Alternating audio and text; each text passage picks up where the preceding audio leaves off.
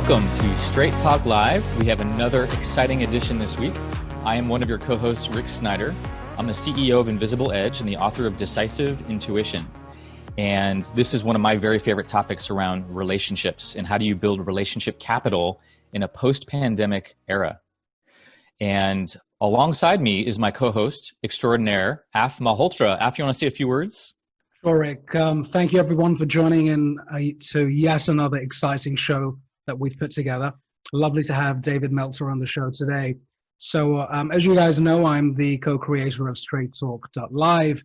And for my sins, I've been in the AI and investment space for a number of years, and also the co-founder of Growth Enabler.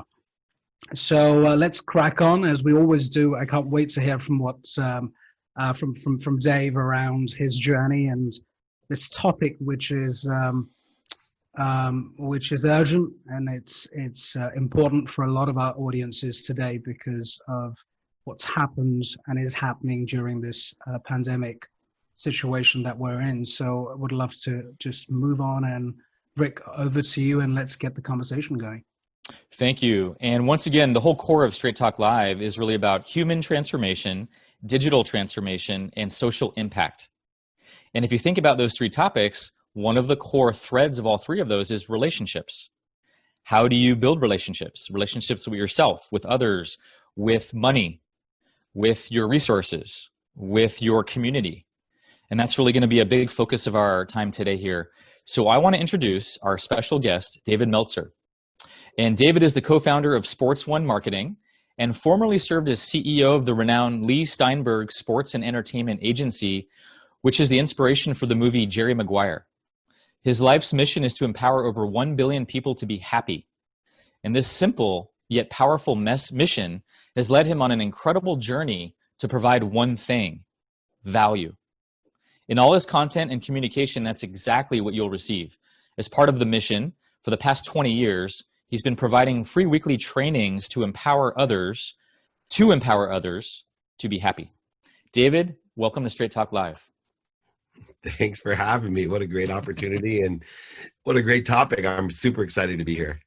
You know, I was talking to your assistant, Jake, earlier on the pre-call, and he had mentioned that even though this is one of your favorite topics, you haven't necessarily dived as deep into that in a lot of the podcasts and shows as a specific subject. So I really would love to hit that deeply today is, what is relationship capital in your words, and why do you care so much about it? Well, let's just start with that idea of relationship, which is the relativity of all things. So a lot of people don't take relativity seriously. So time, the relativity of time, the relativity of others to us, and the other relativity is of inspiration. So the first relationship that I'd like to talk about, and most significant, and the one that people just, I think, ignore, is what is your relationship to the most powerful source of light, love, and lessons, right? What is your relationship to the truth, your potential?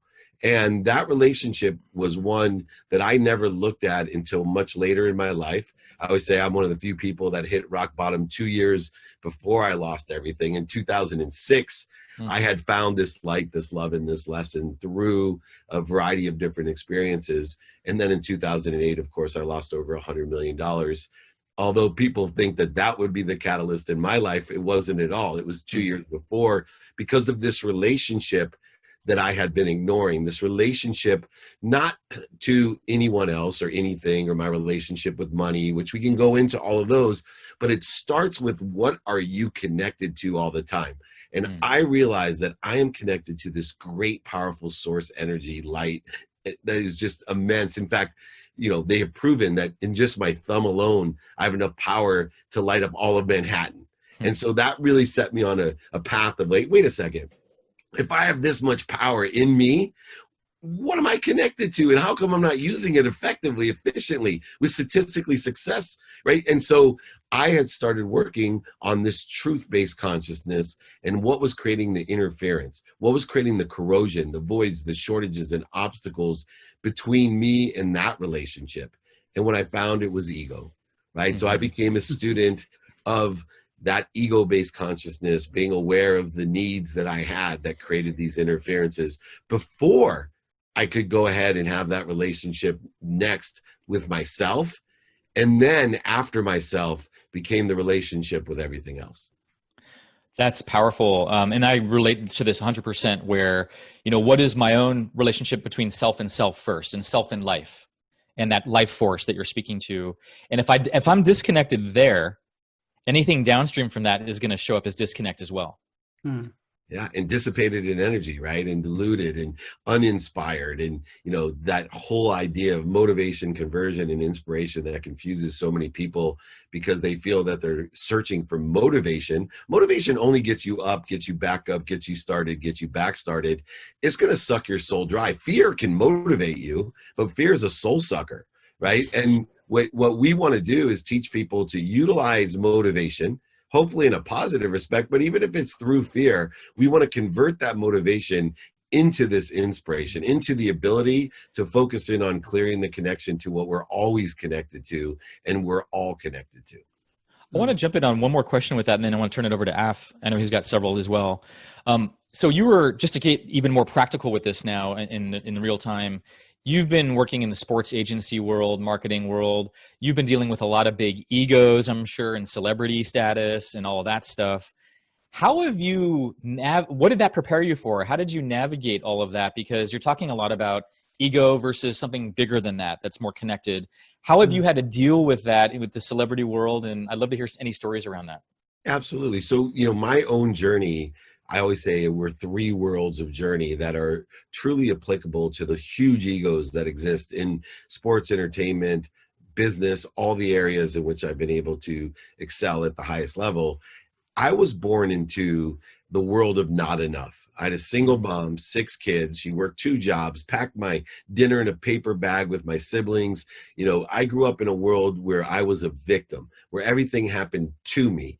And no matter what I would have in my life, I was always looking, why do they have that? Why don't I have this? I was a why me person, not a try me person.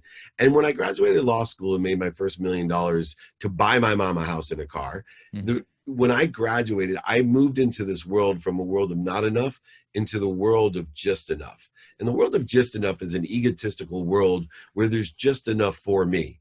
And it's amazing because I have friends who have $40 million homes that still live in a world of not enough and just enough. In the world of just enough, people buy things to make them happy.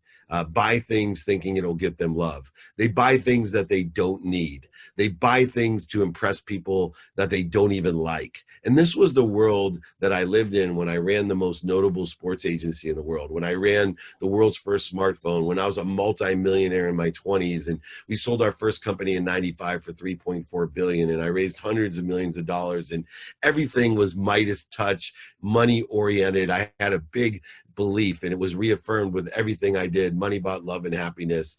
And that all, like I said, had a shift in the paradigm that I even my philanthropy was miscued, meaning so many people believe the more you give, the more you get. Everything was a trade, a negotiation. For me, it all shifted to the more I could receive from this great source, by the way. The more I was receiving from this great source, the more I could give. Which then, like you said, until I could establish that relationship and build and enhance and accelerate that relationship between me and that great source and me and myself, I was only diminished in capacity of how I could help other people. Dave, you touched on, can I just go back to what you were saying? Because it's fascinating. So you touched on your mother, and you came from a world where you had 5 other siblings. I guess you're the 6th one. And there wasn't enough. And this concept of enough has been plaguing at least our generation and some of the baby boomers for a long while. I noticed that the younger generation, the millennials or even the Gen Alpha, we're still grooming them. I have a daughter, she's 21 months old. She's going to be 2 soon. I don't know how she's going to operate. I have to really upgrade my skills. All of my skills are redundant, really, in terms of managing her, and that's going to be fascinating. But I just think about generational development, and I think about the closer connection with spirituality and self-actualization. What is your view on 2 questions? One, I wasn't able to understand what was the trauma or the shift or the trigger that took you away from and made you realize, holy shit, what the hell have I been up to? And I had all of the material success, and everything you've described, of course, is comes with it. And then what made you say no more? That's the first question. And then the second question is a little bit more related to young people, and how hopeful or disenchanted, whatever it may be, are you around the future of more and more of the next generation being wired in the way you've just described, that you may have discovered later on in your life, but we hope that the youngsters will get this at a much younger age. So 2 parts to it, but the first one will be really intriguing. What was your trigger? Yeah, so there's three lessons, 3 triggers for me that brought me to, huge quantum shift. The first was when I was 30 years old. I had married my dream girl from the 4th grade. My best friend had asked her to go study with me in 6th grade camp. He embarrassed me. He yelled to me, "No, she told me, ask yourself. She's not going to go study with you." And I threw an egg at her. And anyway, it was the final confirmation that money bought love and happiness, that the girl who hated me through elementary, junior, high school, even college, stayed away from me, terrified. The girl who skateboarded by my house in the 4th grade when I moved from Akron, Ohio to San Diego, should somehow give her life to me as a full partner. It must have been the money, right? And so everything around me, multi-millionaire at 30. I was running Samsung's phone division, the world's first smartphone, working with Gates, Windows device. They don't have Windows C anymore. Well, on my 30th birthday, newlywed, I got a beautiful present from my father. Now, my father had left when I was 5. When he left, he was my hero. My dad was a deadbeat dad, very wealthy, never gave any child support, married a girl closer to my age than his, drove a convertible Cadillac, raced horses, trained them, owned them, and harnessed horses, very good looking, charismatic. And to me, he was my hero. But at 10 years old, he made a really bad mistake. And in fact, I have some serious guilt issues still, because I used to sit in the back of that station wagon and ask my mom, "Hey, how come you can't be more like dad?" And like literally, because I'm, a little kid, I have no idea. Anyway, my dad forgets my birthday at 10, which is bad enough, but then he lies to me. Oh. He said, I didn't forget your birthday. I don't believe in birthdays. But meanwhile, he was celebrating his birthday, his wife's birthday, my sibling's birthday. I was smart enough to know that my dad was a liar, a cheater, a manipulator, overseller, back-end seller. And I hated my father. He went immediately on my 10th birthday from hero to 0. And I lived the last 20 years resenting him, offended by him, hating him for being that person. At 30, I get this beautiful birthday present from him. I put it on. It's a beautiful jacket, a sport coat. And I start to cry. My wife said, "Why are you crying?" I said, "Because it fits perfectly. That means he called, so he actually cared." And so I look into it to see if it says especially made for your birthday, or Neiman Marcus, or, what was it? Armani. And he had torn all the pockets and lining out of the jacket. I immediately go into ego-based consciousness. I'm so mad. I call him, "Dad, why are you punishing me?" He said, "What are you talking about?" I said, "You give me a present I can't even wear." He said, "Because it's not for wearing." I said, "Why would you give me a present after 20 years I can't use?" He said, "Well, you can use it. It's to remind you you're just like me. And I don't want you to make the same mistakes I've made." I said, "I'm nothing like you. You're a liar, a cheater, a manipulator, back-end seller. Or I'm nothing like you. I hate you." He said, "Son," he said, "money does not buy you love. It will not buy you happiness. You cannot be the richest man in the cemetery. Don't make the same mistake that I made. Don't do it. Please listen to me. I apologize." And I was, at 30 years old, not ready to hear it. I hung up onto him. I told him to F off. I hung off. I told my wife I hated him. 6, 7 years later, I am running Leigh Steinberg Sports Entertainment. Everything in my life reaffirmed money bought love and happiness. I was surrounded by the richest, most successful people, the biggest events, Super Bowl, Pro Bowl, Masters, Kentucky Derby, anything I wanted, I could buy. Boats, houses, golf courses, ski mount, whatever it is I could buy.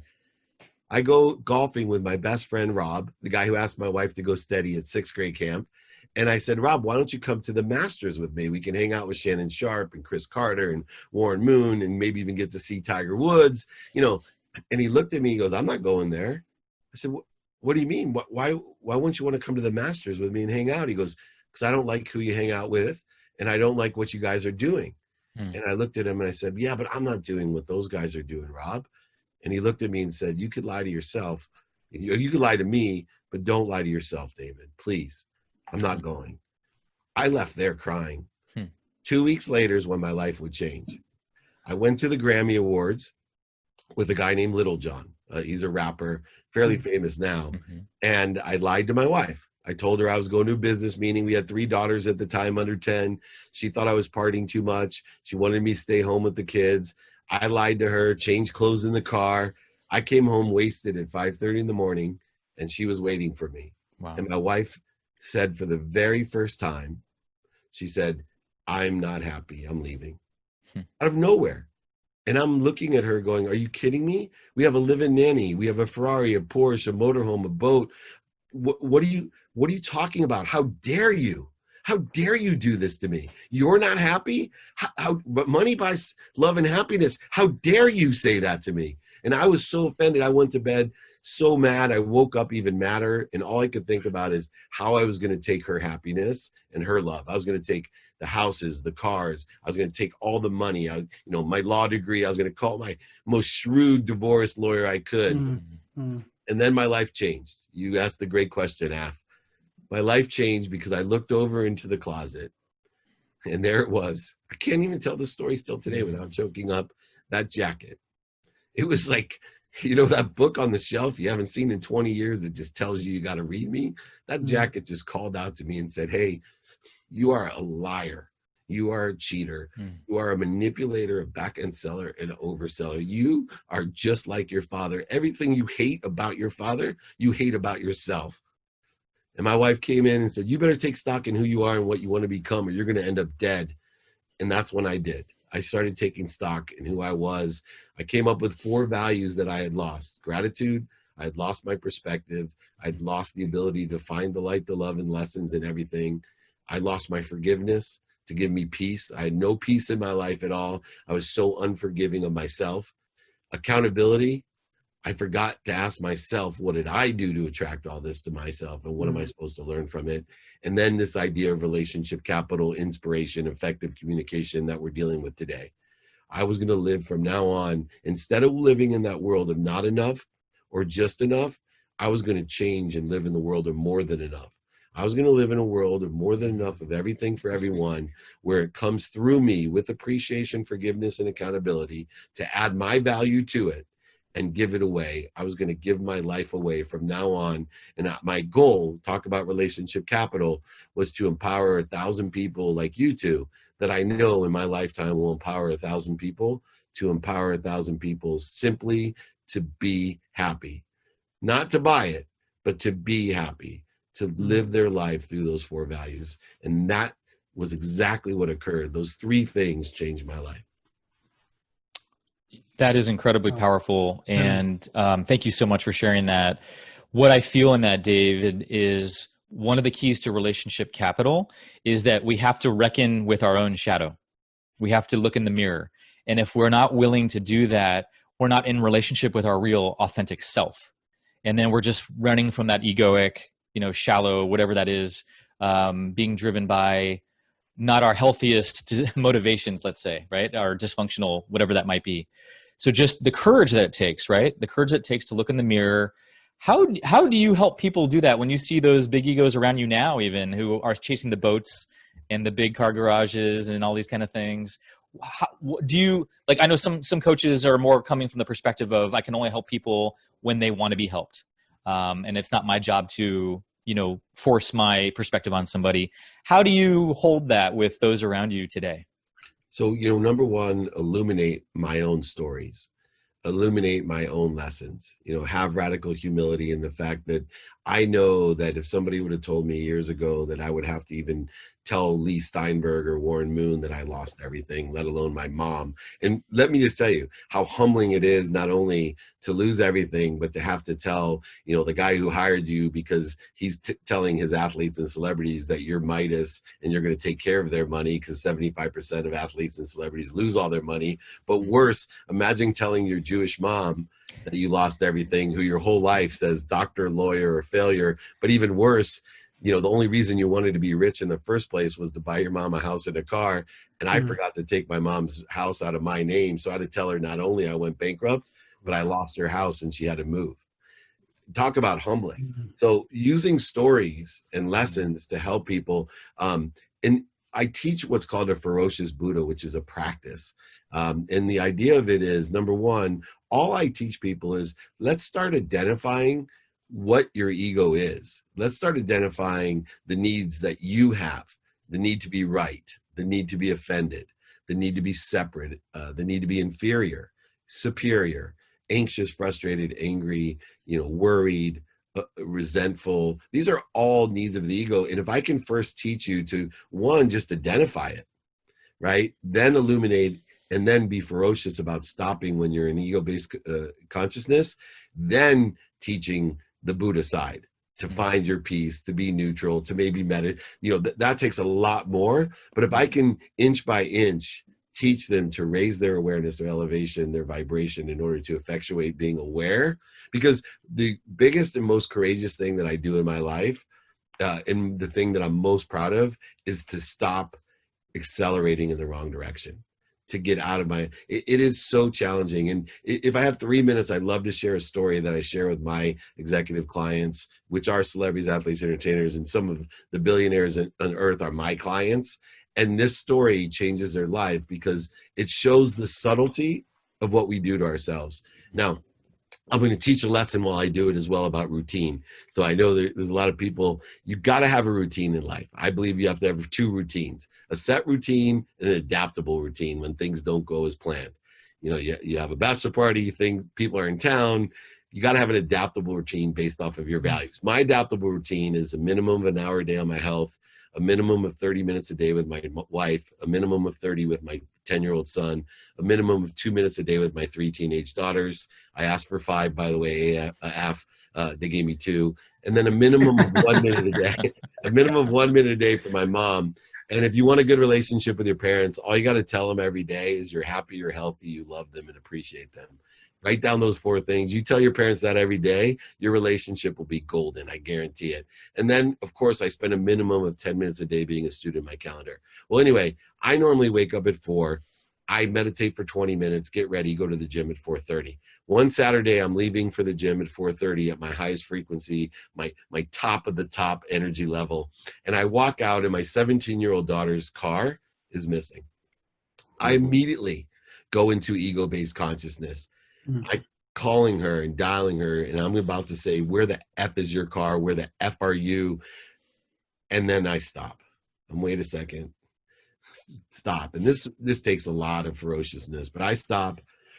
I breathe. I get to center, and I ask myself, why are you so angry? And I realize I'm not angry. I'm scared. I'm scared something has happened to the most important persons, right? The person I'm responsible for, and I'm terrified. Why am I going to scream at her? Right? I just want to know if she's okay. So now in the truth consciousness, I call, and my daughter answers. It's 4:30 a.m. Hello? Hey, where are you? I'm in my bed. Are you okay? Yeah, I'm fine, Dad. Oh, where's your car?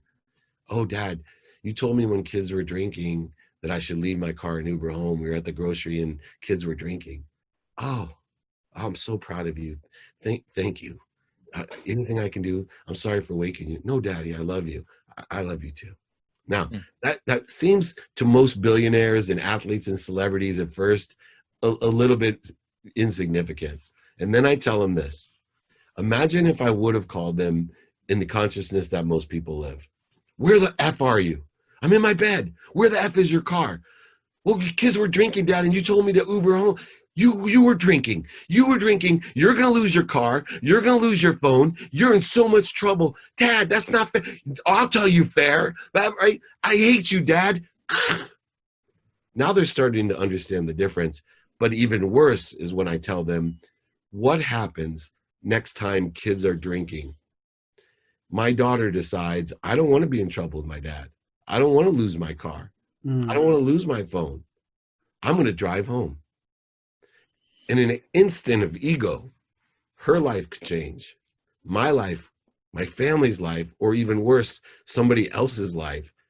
may be literally changed and upside down, all because of what? Ego-based consciousness, the ability not to stop, drop, and roll when your mind, body, and soul is on fire. And this happens every day. People find themselves so far off of their trajectory because of a subtle, simple choice of understanding what we're here to talk about, that connection to the truth, to your potential. Are you able to clear the connection that you're already connected to lessen the interference, the corrosion, the voids, the shortages and obstacles, the accelerant in the wrong direction? That is the classic example of what we're here today when we're talking about relationship capital. What is your relationship with yourself and the truth, so that it allows you now to come through you to others? I strengthened the bond in relationship with my daughter because of my relationship with Source and with myself. Dave, fantastic. I mean, what a great example, and a very straightforward, simple one that we can practice and think about the next time we lose control or ego checks in and you've got to say, no, check out fast. And I think it's a great way of doing it. And there's one thing I wanted to just probe and touch on, which was related to culture.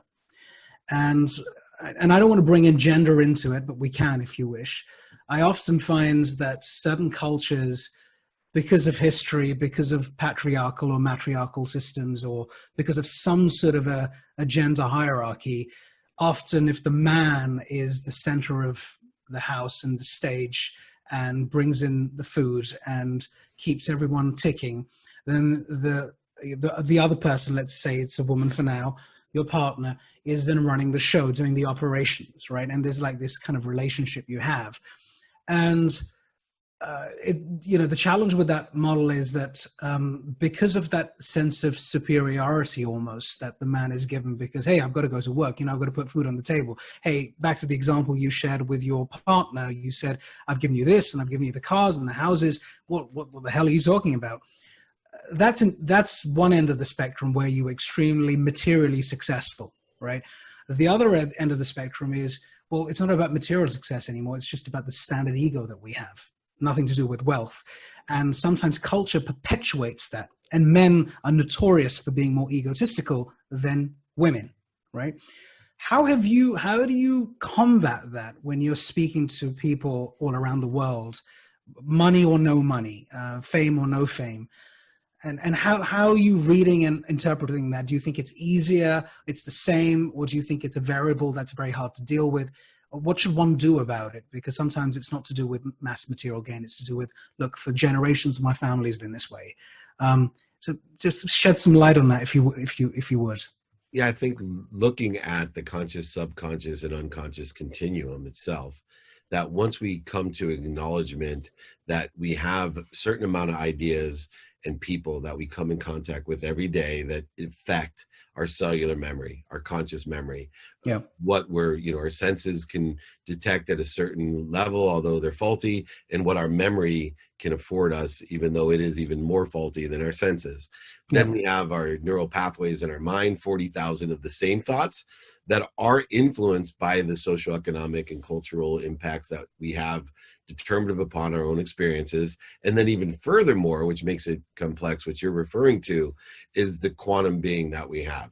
The personality traits, characteristics, obsessions, and addictions that have been carried down into our DNA, into the epigenetic layer of our DNA as well, but have been carried down from at least 4 generations. Now I'm a little bit spiritual, so I believe it's millions of lifetimes that has been carried down and inputted into my hard drive, that quantum memory that I carry. So once we acknowledge that we have a conscious, a subconscious, and an unconscious, and each of these have an influence upon our personality traits, our characteristics, obsessions, or addictions. Some people may call that our frequency, our vibration. Then we can start dealing with the fact that everyone, it's a very common mistake, in my opinion, when people are like, well, men are more egotistical than women. No, men have certain ego characteristics, but women have other ego characteristics. And then you can take away the gender side of it and just say, masculine energy has certain ego characteristics in female energy, right? Because I carry a lot of feminine energy as well. as masculine energy. And and as we get into transgender and all these things going on, you can start seeing, wow, people are identifying energy now. And that we can carry these different energies. The key component to realize is that ego's not just the bravado, I make all the money, that projection of insecurity. The ego can be the need to worry. Right? Which is can be because of the feminine energy of nurturing and taking care of people. They have a tendency, people who nurture and take care of people have a tendency to worry more than those people that are hunter-gatherer in the energy side. And so you can start really indicating that it doesn't matter what ego components that you have or issues that you have.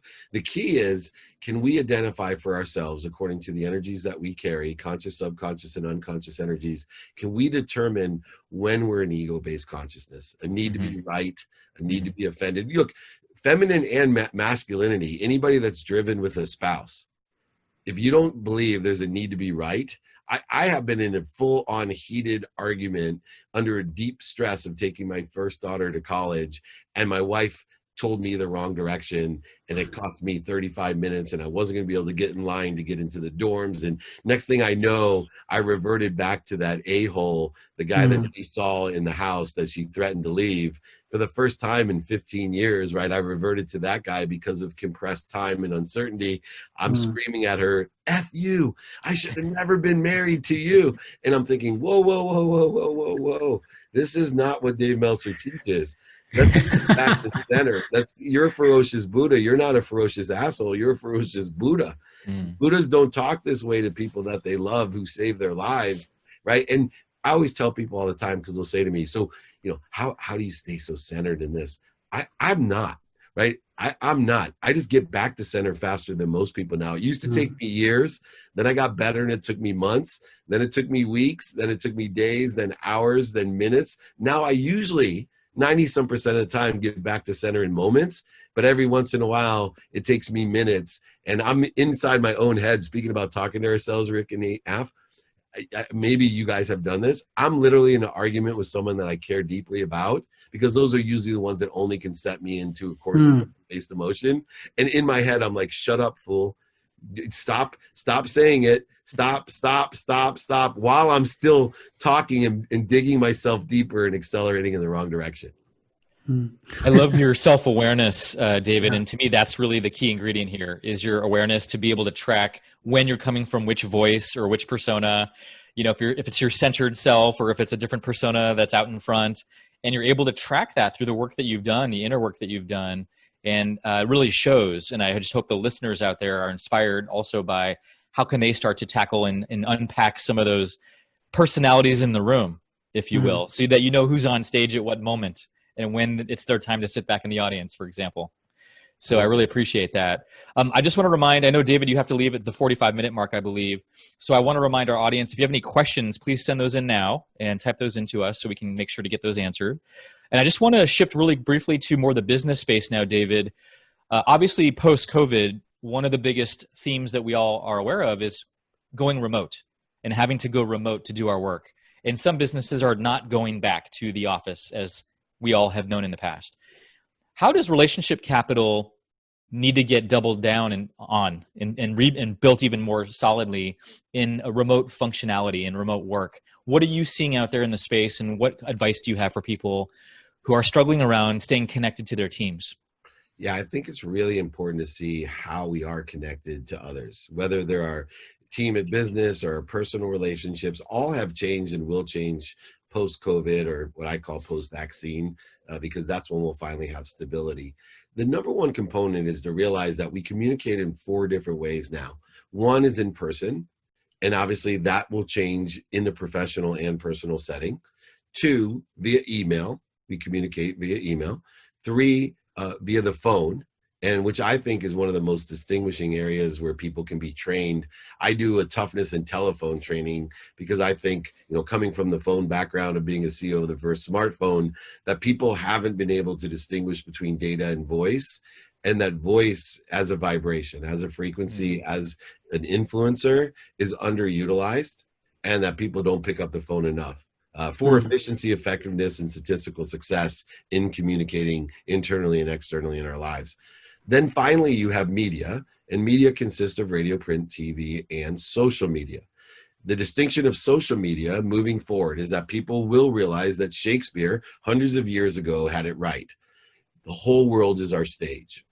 And that statement needs to be put into the context quantifiably as a business tool, that the whole world is our stage. So what we do in person, what we do on the phone, what we do via email and also radio, print, and TV now should be captured, modified, amplified, and perpetuated via social media. That's the aspect of what the social media is. And whether you're remote or sharing an office part-time or full-time or whatever the circumstances may be post-vaccine, I think if people take the perspective and understanding of how we communicate in person, on the phone, via email, and these different types of media, utilizing social media as the world stage, capture, modify, amplify, and perpetuate, they'll be able to maximize the value that they can provide. And more importantly, to maximize the value that they can provide, they can ask for help. The number one thing that I teach beyond gratitude, and I make a big joke with my family and friends that nobody has ever gotten more credit for being either a genius, a world thought leader, all the things that I get credit for now, for two simple things. I teach people to say thank you, and I teach them to ask. And I have more thousands of emails of people tell me, you've changed my life. I've made millions of dollars. Thank you so much. I say thank you every day now, or I asked. So it's really funny that when you use that matrix of in-person, on the phone, via email and media, and you learn to ask and attract via how you can be of service or value, start distinguishing people not as gatekeepers, but as sponsors and power sponsors in your life. If you're going to write down one question to ask everyone, write this down. It's just simply, do you know anyone that can help me? If you're not saying that in person, on the phone, via email and media every single day, you're making a huge statistical error in your life. You're not giving the right energy and perspective of the connectedness, not only that you have, but what you have to everyone else. Do you know anyone that could help me? Everyone loves to help other people. If you're not asking, on average, most people know about 1,000 people today. You're making a huge mathematical error in your life. Spot on. There is, staying with that thought process and balance and meditation. There's a question from Matteo on the bridge here. Let me play it. Let me repeat it as written. David, interested in your meditation practice. What does it consist of? Changed my life. My meditation is based off of vibration. It's called theta, Theta meditation. The idea is very simply that you can only be aware of that which vibrates equal to or less than you. And I actually was motivated to meditate through a materialistic vision. The woman who taught me, I wasn't interested. She's like, I could teach you to vibrate faster through theta meditation, and I can raise your awareness because everything vibrates and you can only be aware of that which vibrates equal to or less than you. And I'm like, I don't care. And then she goes, yeah, but the truth vibrates the fastest. I can teach you. I'm like, I don't care. And then she said, what if I could teach you to be aware of when to buy or sell? I'm like, oh, I care. And so that's what motivated. She used my own ego to get me involved, what I call lowering the bar and motivating into converting to inspiration. Theta meditation. The idea is simply for 20 minutes a day, a guided meditation to elevate not only my cellular vibration, but internally my entire awareness, so that things become simple, not just buy or sell, but things become simple. You were talking, Rick, earlier about my self-awareness and being able to identify and it's a practice. Let me just tell you, the biggest problem with meditation is people think, it's not like golf. If you're going to think of anything, meditation is just like golf. You cannot go out and get a set of clubs and shoot par. It's going to be the most frustrating thing ever starting to play golf. And for years and years, it might be your lifetime frustration to figure out how to be good at it. That's the same that holds true with meditation. It is a practice to sit in stillness, to raise your awareness. All of these things are a practice. And I laugh at myself. I've been doing it 14 years, every day, 20 minutes a day. I laugh at myself when I think back how bad I was 14 years ago sitting there. The only thing I think I was ever worse at when I started was golf. The only difference is I'm a lot better at meditation today than I am at golf. Thank you for that. Mhm. Nicely put. That's brilliant. Yeah, David, we have a few minutes left. Anything else that you want to share with the audience that you haven't shared yet that you think people need to hear right now, especially as there's so much anxiety up in the space, civil unrest? Just it's really a challenging year that we've ever had globally. What is, I could probably imagine, but I'd love to hear from you. Like, what is it that helps you keep recentering? I know meditation's got to be a big piece of that. What else would you want to share with the audience right now about how to stay connected to their relationship capital and what they need to focus on to keep building that with people that they love and trust? Five things. I'm going to go down them in the next 4 minutes. So to help you out, number one, take inventory of your values every day. Your personal values, your experiential values, your giving values, and receiving values. Take inventory and don't be afraid of being a hypocrite. Meaning, if you aren't changing your mind, if you're not growing, accelerating, that's a bad thing, right? People are so afraid of saying, I didn't know what I didn't know, that I changed my mind. Don't be afraid. Take inventory every day of your values, and it will help you determine how are your capabilities synergistic or supplementary to the opportunities that are doing well today, that are aligned with your personal experiential giving and receiving values. It is a key component to everything to take inventory of that. Two, we talked about asking and attracting. Practice that in person, on the phone, via email, and media. Ask how you can be of service of value, but more importantly, do you know anyone that can help me? Remember, everyone's a sponsor or a power sponsor. There are no gatekeepers. Nobody's trying to stop from helping you. You're making people feel good when they make an investment in you, just as if you feel good when somebody asks you for help and puts you on a pedestal of expertise. Three, didn't get to talk about it, but be a student of your calendar. Study. Pay attention to, plus give intention to, the coincidences that you want, with a lens of productivity. How much value can you provide? And accessibility. How accessible am I to others, and how am I accessing what I want? And of course, the lens of gratitude. Find the light, the love, and the lessons. What do we study in our calendar? Study what you have planned, what you don't have planned, the white space, empty space of your calendar, and sleep. Sleep's the most underutilized habit that we share, 8 hours a day. It is the only time when we don't have to fight to clear the connection of our unconscious. We are already without ego when we're sleeping. So suck in and wake up and plateau and grow. Don't live the myth of Sisyphus. You don't have to live your whole life pushing a boulder to the top of the hill all day and night just to wake up in the morning to have it at the bottom of the hill. Plateau and grow through being a student of your calendar. Number four, easiest, best piece of advice. I always tell people, I don't believe in statistics. In fact, the only statistic I ever knew to be true was 99% of all statistics are made up. But I have found a couple more. Number one, 100% of all short putts in golf don't go in. So that's one thing. But two, 100% of the things you do now get done. The difference between successful, fulfilled, purposeful, passionate, and profitable people is they get stuff done. And so if you do it now, you will be exponentially more successful. I promise you. So ask yourself, can I do it now? And if you could do it now, do it. If you can't, put it into that calendar for tomorrow to study and prioritize by what's most important according to your personal experiential giving and receiving values. Do it now. I promise you, your productivity, accessibility, and gratitude will go way up. And then finally, just to conclude, we talked about being a ferocious Buddha. The fifth thing is the practice of my life.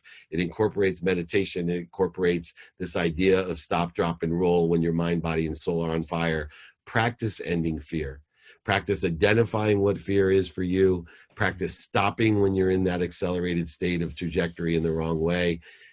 Breathe to get down to center and to be a Buddha, to live in neutrality so that you can ferociously move in the right direction, the right trajectory, to be of service. And if you do that, you will be one of my 1,000 to empower 1,000 to empower 1,000.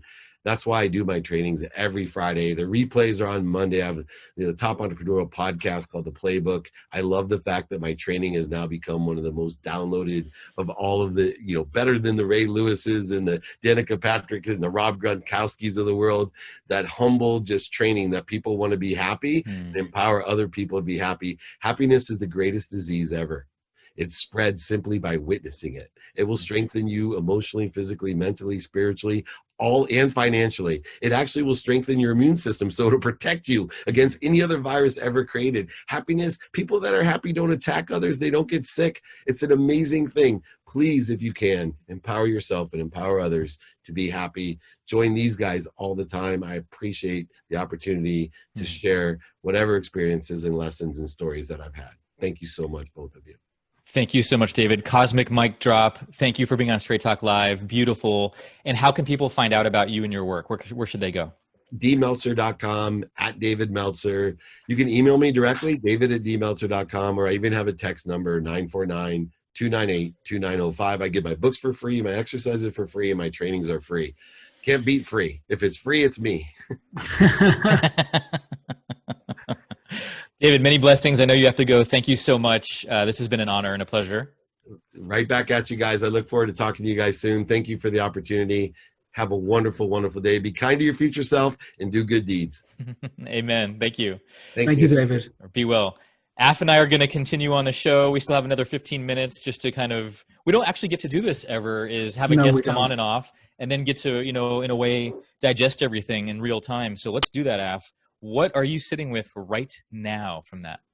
Well, you know what? There's one piece that I need to practice myself, because the whole point of doing this is to take these lessons from these wonderful people and inject them into your life, right?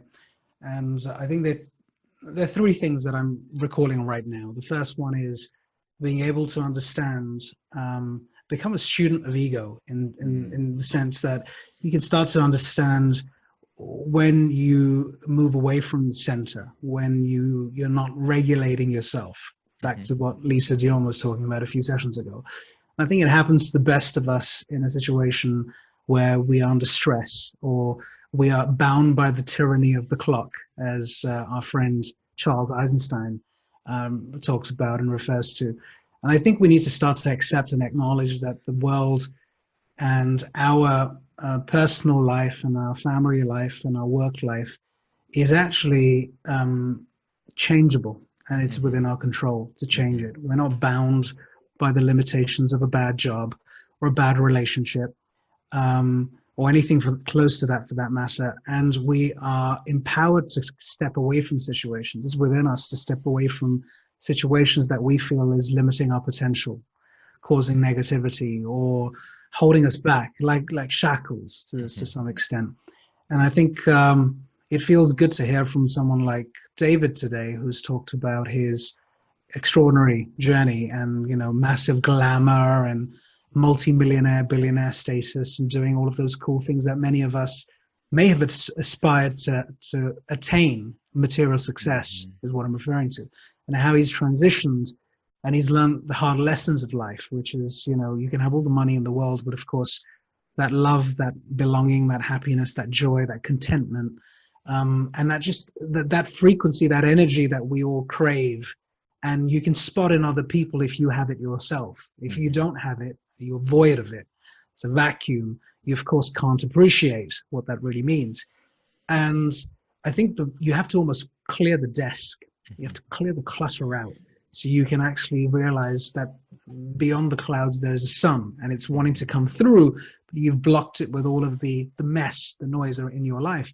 And so what I took away from this is get in touch with this concept of the ego, because, for the best of, all of us are prone to tapping back into that scenario where Dave talked about how his daughter's car wasn't on the front door at 4:30 in the morning and flipping out, losing the plot, as we say. And I think that was a great lesson. And, if I'm ever in that situation personally again, I'll probably think about that story and say, calm the heck down. I also think the other piece around just getting things done. I mean, that's I learned that lesson a long time ago in my life, and I practice it, and I have to just endorse that. Getting things done right now is the biggest liberator. Not waiting for tomorrow, not saying I'm going to put it on an action list or a task list, and then it sort of goes into procrastination mode, right? And even if you do end up in that situation, it's best to acknowledge and say, oh shit, I'm procrastinating again. Hey, Rick, help me out, mate. And, we have that sometimes as teams go, right, amongst ourselves. We're like, oh my God, I haven't done that. Help me out. And you're great at this. You follow through and you're excellent at follow-up. And I think it's super important to do that in your personal and your professional life, because you again, clean the desk. That's a good analogy. Like, keep the desk really clean, you know? Yeah. That's important. And then the third one that I've taken away is this piece around meditation. And I think meditation is fascinating. It's grossly misunderstood, though. I do think that, because I think it's not about just closing your eyes and breathing for a little bit. Because you have meditation, then you have transcendental meditation, which is when you're really in touch with your third eye. And those who do practice that say, well, this is, well, I'm, you know, this is a whole different thing. It's almost like, God forbid, having DMT or something, or ayahuasca, and, you know, channeling yourself into a whole new parallel and realm. But I do think that calming yourself down every morning, every evening, whatever works for you, breathing, getting 5 minutes or 10 minutes of quiet time to reflect on the day away from the noise is super important, more so now than ever before, for all of the audience that we have here today. So those were my big takeaways. Rick, what about you? I'm going to bring in 2 additional ones. Thank you for sharing that. It was great unpacking. One is around sleep. And I think I'm just getting this more and more as I get older and appreciate this, and whether you want to use the word mature, whatever word you want to use, but just how valuable sleep is. And that's still a place where I'll get up at like 4:30 in the morning for whatever reason, and then it's just hard to go back to sleep. Sometimes I do, sometimes I don't. But just how important that is to really replenish and recharge ourselves. And I like how he said that. It's a time where your ego is not active. It's a time where your ego gets to rest. You get to reset yourself and be fresh from that subconscious space. And whatever creativity it comes through in your dreams, your visions, those kinds of things. And really taking advantage of that and allowing more space for, how do I prepare for good sleep? Not drinking alcohol and caffeine before I go to bed, or eat too late at night. Like all the best practices of how do I actually get great sleep and go to bed at a reasonable time, all those things. So that's something that I have been working on and still need to work more on, is using that as a real support for myself. The other big takeaway is around, when talks about ego, David, is around, I like to think of it as like, what is my fuel source? Am I coming from my most clean fuel source that's connected to source, that's connected to myself, that's connected to that through line of, you know, that clean expression of who I am in the most powerful way. And when I'm on that line, and then also when I'm 20 degrees off, or even 3 degrees off, or whatever that is, where I might be coming from scarcity, I might be coming from fear, I might be coming from overwhelm or stress. And then I'm making decisions from that place, or having conversations from that place, or trying to make sales from that place, or even dating from that place. I think this shows up in all parts of our life, is what's the fuel source that we're coming from, and is it clean? Is it polluted from the baggage of the past? And I just wanted to anchor this a little more practical for the audience right now, is how do you know when you're coming from ego? How do you know when you're coming from a cleaner fuel source? And I'd love to hear what your sense is, for you. For me, I notice that when I'm coming from some kind of scarcity or overwhelm, I can literally feel in my body, my heart quickens, things get more narrow and tight. I don't see the possibilities. I see like one way of locking into a situation. Like when David's talking about his daughter's car not being there, there was only one possibility in that moment. Like, she's in trouble, she's doing something bad, she's partying too late, whatever it was. But there's not that openness of, oh, I lost my curiosity. What is happening? I wonder, let me ask her. And so for me, that's a big indicator. If I'm coming from ego, it's very narrow. There's like one potential answer here. I'm not even curious. I'm not open. I'm not asking questions. And for me, that's a huge place where I can feel, oh, am I even breathing? Am I slowing down? And from there, what feels true, or what do I want to say from this place, versus that hard charging, narrow focus, oh, this is what it is, we need to fix this now. How about for you? Like, what are ways that you can track when you're coming from a more egoic? Yeah, it's interesting you say that. I mean, I'm not sure if I would, if I would put it the same way, because I think a narrow scope doesn't always mean that my ego has woken up. Sometimes it's situational. It's, for example, you have a bad example, but I'll share it anyway. You have a project that you're working on, let's imagine, for a client, and it's going brilliantly well, and it's fantastic, and you're loving it, and you're content, and you're like, this is amazing. And then there's a calamity, something goes wrong, and it needs fixing, right? And it's painful, because if it's not fixed, it can derail everything. And at that point, I think you have to be a little bit adaptive. I think where you have to accept and understand that it's not about ego, but it's about getting something done at that point where maybe you're not inquisitive, maybe you're not as diplomatic, maybe you're not as sensitive to, hey, Rick, what do you think? Hey, Denise, what do you think? Hey, Rahul, what do you think? Like, you have to superhero the moment, right? Indeed, because if you're in a cliffhanger moment situation, the bus is about to collapse and fall through the gap, and you've got 200 passengers on board. That's not a point at which you have a debate and be inclusive. And in leadership, bringing this back to leadership, you have these moments of crises where you have to take a call, and that decision you have to live with and get recognized for or get torn apart for.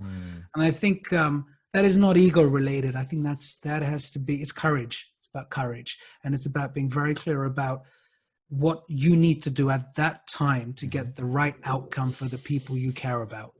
And actually, I would argue that it's not about ego. It's actually anti-ego. It's about, I got to do this to help the wider population, or do it for the greater good.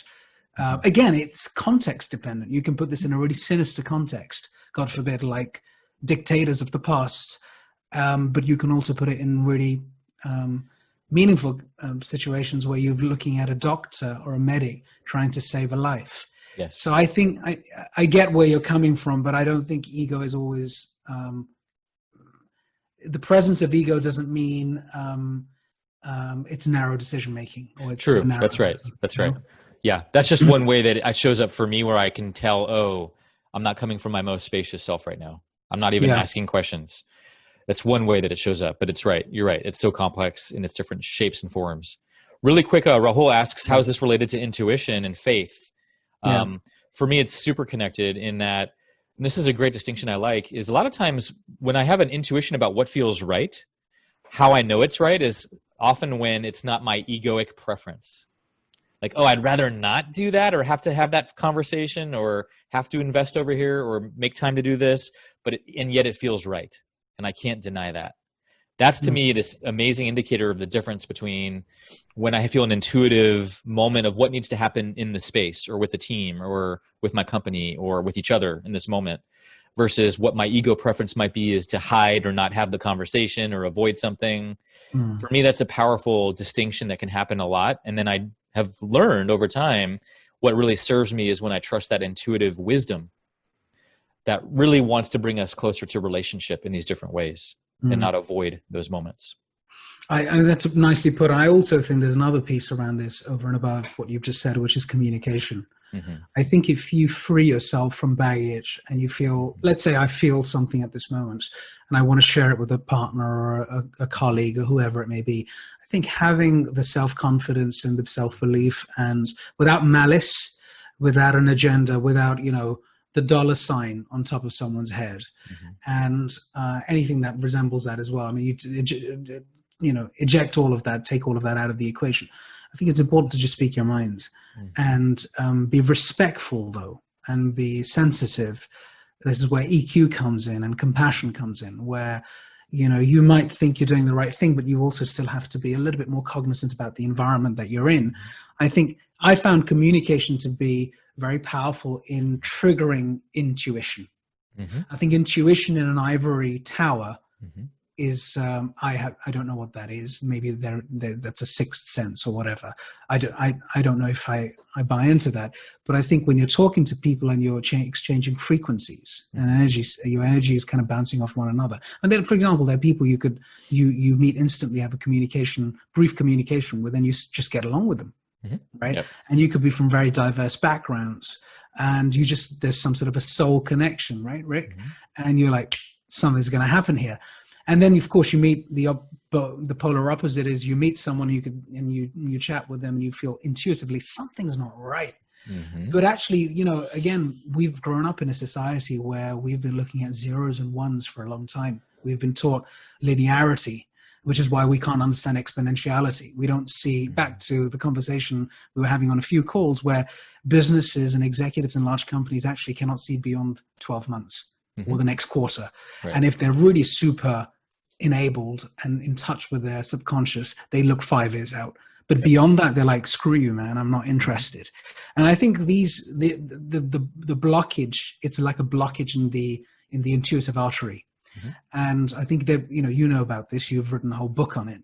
I think we as people have to go out of our way to say, am I getting in touch with my intuitive self? Mm-hmm. What is blocking me? And if it's a job that's blocking you, it's a relationship that's blocking you, it's an environment that's blocking you, you've got to find a way of taking yourself out of that situation. I remember my dad used to say, I've posted this a few times, it's such a simple message. He used to say, he used to say, Af, or he used to call me Aftab, of course, within the right pronunciation. You are the company you keep, son. And I was like, oh yeah, whatever. Right. But actually, as I've grown up in my life, and I didn't appreciate it when I was young, I've started to realize that statement, as simple as it is way more important now in my life, as I'm trying to discover myself and do good for my family and my friends, especially when you're trying to detach yourself from the noise of capitalism and material success. Even if COVID didn't happen, right? I wonder if we would have even done this if COVID didn't happen, like set up Straight Talk Live. So, Yes, thank you for all that. On that note, we do need to wrap up. Yeah. I want to thank you, Af, for being my partner in crime in this amazing experience of Straight Talk Live. Literally would not have started without you and your inspiration as well. Yeah, ditto. Absolutely. Thank you. And then I also want to just introduce our next show next week. And so next week, here's what we're going to get into. We have 2 amazing guests who are 2 of the most passionate people I've met in my collective here, Tanya and Jojo, and I know them both personally. We're going to be going deep into the future of the classroom and what are the questions we're not asking, the things we need to be thinking about. This is going to be great for all parents out there, everyone who's curious about the next generation of learning in whatever way that you are related to that, or for yourself. But this is going to be the really influx of technology and what's happening in how to get the most out of learning and what we're finding out in research and science as well. It's going to be fantastic. Please join us same time next week. And thank you all for joining this amazing and inspiring conversation today about relationship capital. So go out and build some with yourself and then with others. Thank you all. Straight Talk Live. See you next week. Adios.